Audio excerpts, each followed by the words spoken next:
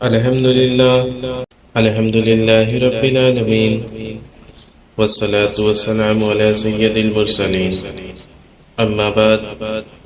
فاعوذ باللہ من الشیطان الرجیم بسم اللہ الرحمن الرحیم۔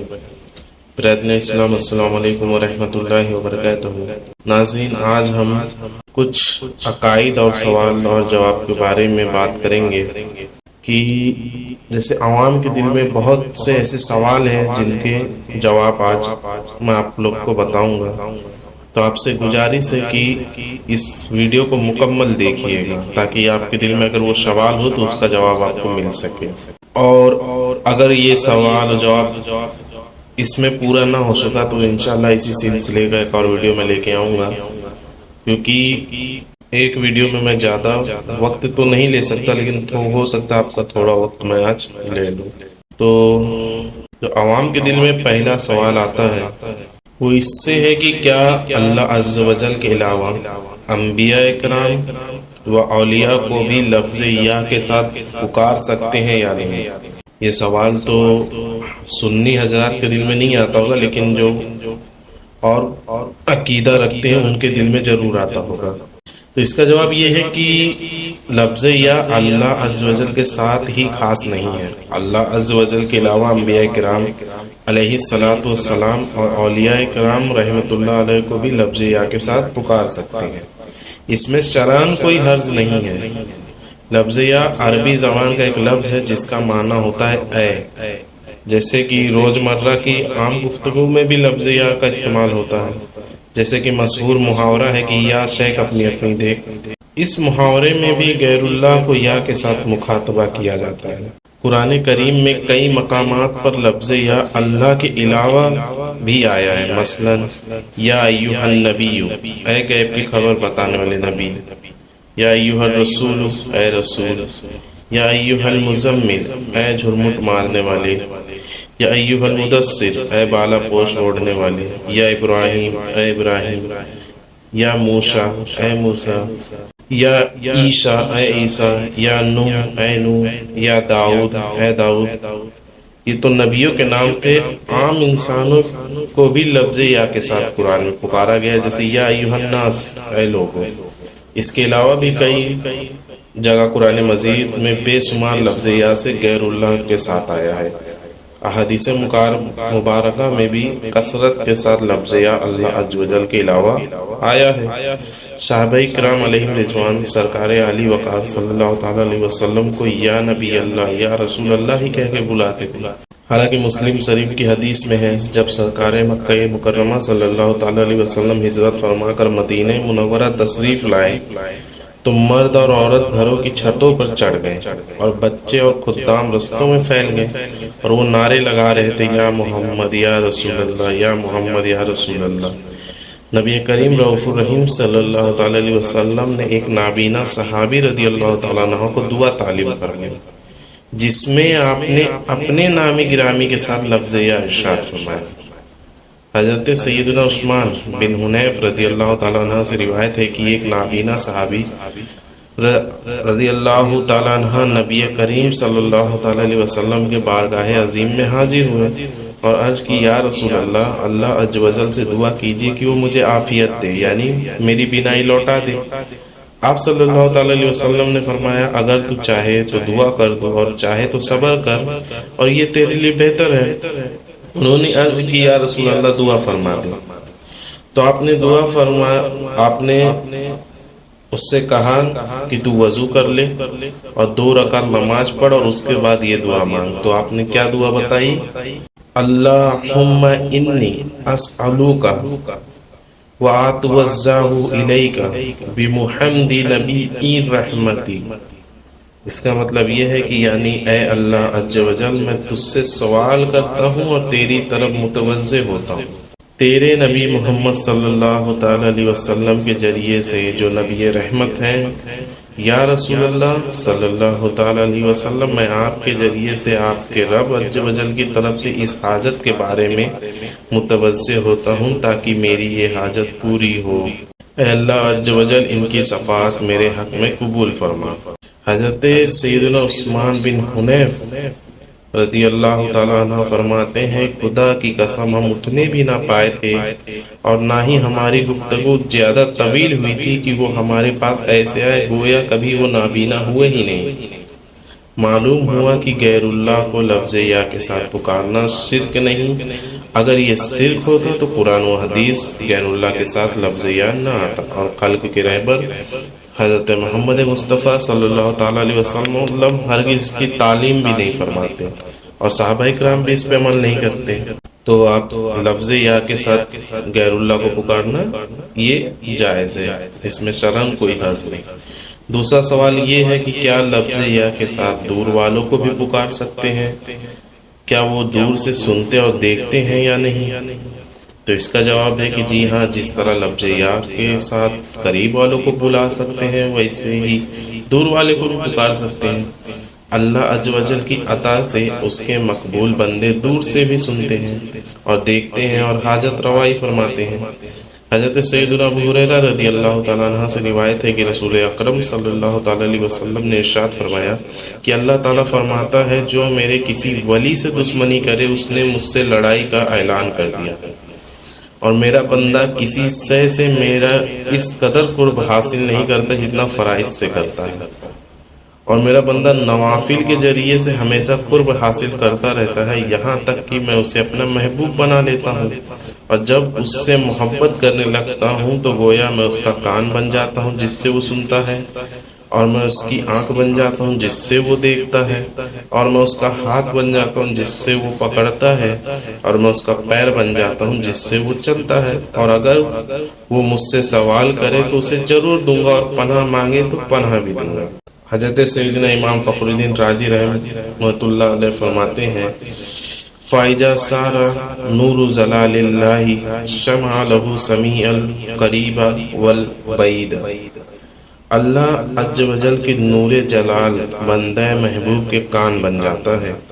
تو وہ دور و نزدیک کی آواز سن لیتا ہے۔ وَإِذَا سَارَ ذَلِكَ النُّورُ بَصَرًا لَهُ رَأَى الْقَرِيبَ وَالْبَعِيدَ۔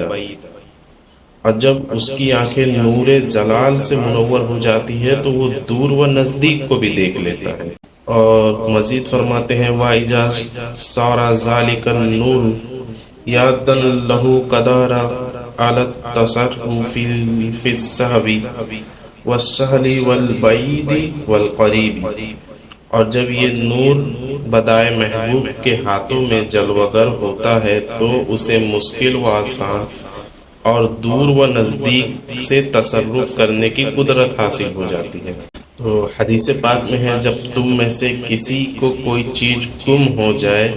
یا تم میں سے کوئی مدد مانگنا چاہے اور وہ ایسی جگہ ہو جہاں اس کا کوئی پرسان حال نہ ہو تو اسے چاہیے کہ وہ اس طرح بلائے یا عباد اللہ اغیثونی، یا عباد اللہ اغیثونی، یعنی اے اللہ کے بندوں میری مدد کرو، اے اللہ کے بندوں میری مدد کرو۔ اللہ عز و جل کے کچھ بندے ہیں جنہیں یہ نہیں دیکھتا وہ اس کی مدد کرتے ہیں۔ اسی طرح تیسرا سوال، دوسرے سوال کا جواب تو ہو گیا ہوگا انشاءاللہ۔ تیسرا سوال یہ ہے کیا بعد وفات بھی مقبولان بارگاہ میں لفظ یا کے ساتھ پکار سکتے ہیں، یعنی وہ اگر وفات پا گئے ہیں تو بھی؟ تو ہاں، بعد وفات بھی مقبولان بارگاہ کو لفظ یا کے ساتھ پکار سکتے ہیں، اس میں کوئی مضائقہ نہیں۔ اللہ عز و جل کے مقبول بندوں کی شان تو بہت بلند و بالا ہے۔ عام مردوں کو بھی بعد وفات لفظ یا کے ساتھ پکارا جاتا ہے اور وہ سنتے ہیں، جیسا کہ حدیث پاک میں ہے کہ حضور اکرم صلی اللہ تعالیٰ علیہ وسلم جب مدینہ منورہ کے قبرستان میں تشریف لے جاتے تو قبروں کی طرف اپنا رخ انور کر کر یوں فرماتے السلام علیکم یا اہل القبور یغفر اللہ لنا ولکم انتم سلافنا ونحن بالاشاری۔ اے قبر والو تم پر سلام ہو، یعنی اے قبر والو تم پر سلام ہو، اللہ ہماری اور تمہاری مغفرت فرمائے، تم لوگ ہم سے پہلے چلے گئے اور ہم تمہارے بعد آنے والے ہیں۔ اس حدیث پاک کے بعد وفات اہل قبور کو لفظ یا کے ساتھ بھی پکارا گیا ہے۔ اور انہیں سلام بھی کیا گیا ہے۔ سلام اسے کیا جاتا ہے جو سنتا ہو اور جواب بھی دیتا ہو، جیسا کہ مفسر صاحب حکیم الامت حضرت مفتی احمد یار خان علیہ رحمہ فرماتے ہیں، قبرستان میں جا کر پہلے سلام کرنا پھر یہ عرض کرنا سنت ہے، اس کے بعد اہل قبور کو ایصال ثواب کیا جائے۔ اس سے معلوم ہوا کہ مردے باہر والوں کو دیکھتے پہچانتے ہیں اور ان کا کلام سنتے ہیں، ورنہ انہیں سلام کرنا جائز نہیں ہوتا، کیونکہ جو سنتا نہ ہو سلام کرنا اور جواب نہ دیکھ سکتا ہو اس کو سلام کرنا جائز نہیں۔ جیسے کہ سونے والے اور نماز پڑھنے والوں کو سلام ہم نہیں کر سکتے کیونکہ وہ جواب نہیں دے سکتے، اور ہر نمازی نماز میں تشہد پڑھتا ہے اور نبی کریم صلی اللہ تعالیٰ علیہ وسلم کی بارگاہ اقدس میں ان الفاظ میں سلام بھیجتا ہے: السلام علیکہ ایہا النبی رحمۃ اللہ وبرکاتہ۔ اس سلام پر پکارنا ہے، یعنی اس سلام پہ پکارتا ہے، اور آپ صلی اللہ تعالیٰ علیہ وسلم کو مخاطبہ کرنا بھی۔ آپ صلی اللہ تعالیٰ علیہ وسلم کی حیات ظاہری میں بھی دور و نزدیک سے یہ سلام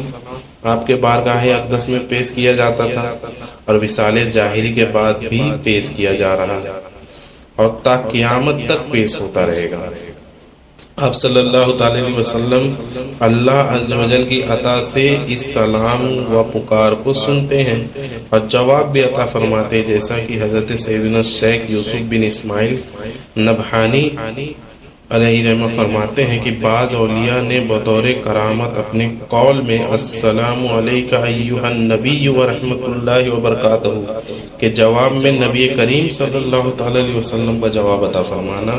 سنا ہے، یعنی نبی پاک جواب دیتے ہیں وہ سنے ہیں، اور یہ محال نہیں، کیوں کہ اللہ عز و جل نے اپنے صلی اللہ تعالیٰ علیہ وسلم نبی، یعنی آپ نبی کریم صلی اللہ تعالیٰ علیہ وسلم کو غیب پر مطلع فرمایا، اور ہر اس شخص کا کلام سننے کی طاقت عطا فرمائی ہے جو دور و نزدیک سے آپ صلی اللہ تعالیٰ علیہ وسلم سے مخاطب ہوتا ہے۔ اور اللہ عز و جل کے یہاں اس بات میں کوئی فرق نہیں کہ یہ کلام سننا آپ صلی اللہ تعالیٰ علیہ وسلم کی حیات ظاہری ہو یا وصال ظاہری کے بعد۔ تحقیق یہ بات درست ہے کہ آپ صلی اللہ تعالیٰ علیہ وسلم اپنی قبر انور میں زندہ ہیں، اور حنفیوں کے عظیم پیشوا حضرت سیدنا علامہ علی قری علیہ رحمہ فرماتے ہیں: فلا فرق لهم فی الحالین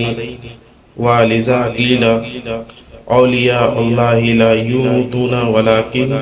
ینتقلون من دار الی دار۔ اس کا معنی ہوتا ہے یعنی انبیاء کرام علیہ رضوان کی دونوں حالات یعنی زندگی اور موت میں کوئی فرق نہیں، اس لیے کہ کہا گیا ہے کہ اللہ عز و جل کے ولی اور نبی مرتے نہیں بلکہ ایک دوسرے سے دوسرے گھر میں منتقل ہو جاتے ہیں۔ ظاہری وصال سے ان نفوس قدسیہ کی قوتیں اور سہولتیں ختم نہیں ہو جاتی بلکہ ان میں مزید اضافہ ہو جاتا ہے، کیونکہ دنیا میں تو یہ قید میں تھے، وصال ظاہری کے بعد قید سے آزاد ہو جاتے، لہذا ان کی قوت میں بھی اضافہ ہو جاتا ہے، جیسا کہ حدیث پاک میں دنیا مومن کا قید خانہ ہے اور کافر کے لیے جنت ہے۔ جب مومن مر جاتا ہے تو اس کی راہ کھول دی جاتی ہے کہ یہاں چاہے سیر کرے۔ میرے آقا اعلی حضرت امام اہل سنت مجاہد الدین ملت مولانا شاہ امام احمد رضا خان علیہ رحمہ فرماتے ہیں: بعد مرنے کے شمع بصر ادراک، یعنی دیکھنا سننا اور سمجھنا عام لوگوں کا یہاں تک کہ کفار کا زائد ہو جاتا ہے، اور یہ تمام اہل سنت و جماعت کا اجتماعی عقیدہ ہے۔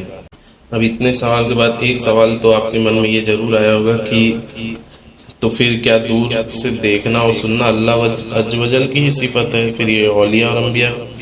تو اس کا جواب یہ ہے کہ دور سے دیکھنا اور سننا ہرگز اللہ عز و جل کی صفت نہیں، یہ انبیاء اور اولیاء کی صفت ہے، کیونکہ دور سے تو وہ دیکھتا اور سنتا ہے جو پکارنے والوں سے دور ہو، جبکہ اللہ عز و جل تو اپنے بندوں کے قریب ہے، جیسا کہ پارہ نمبر 2 سورۃ البقرہ کی آیت نمبر 186 میں رب ارشاد فرماتا ہے: وَإِذَا سَأَلَكَ عِبَادِي عَنِّي فَإِنِّي قَرِيبٌ، اور اے محبوب جب تم سے میرے بندے مجھے پوچھے تو بتا دو کہ میں ان سے نزدیک ہوں۔ اور اسی طرح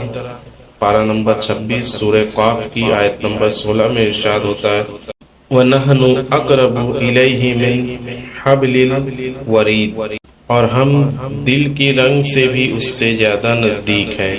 تو جب اللہ عز و جل علم و قدرت کے اعتبار سے اپنے بندوں کے قریب ہے تو پھر دور سے دیکھنا اور سننا اس کی صفت کیسے ہو سکتی ہے؟ لہٰذا یہ صفت انبیاء کرام اور اولیاء کرام کی ہے۔ تو برادران اسلام، امید ہے کہ آج جو تینوں سوال میں نے بتایا اس کے جواب آپ کو مل گئے، اور اگر آپ کو ان تینوں میں سے کہیں بھی کچھ شک ہو یا کچھ ہو تو کمنٹ باکس میں ضرور بتائیے گا، انشاءاللہ ہم اس کا بھی آپ کو جواب دیں گے۔ اور ابھی یہ سوال جواب ختم نہیں ہے، بلکہ کئی عقائد ایسے ہیں جو آپ کو بتانے انشاءاللہ ہم اگلے ویڈیو میں لائیں گے۔ تب تک کے لیے السلام علیکم ورحمۃ اللہ وبرکاتہ۔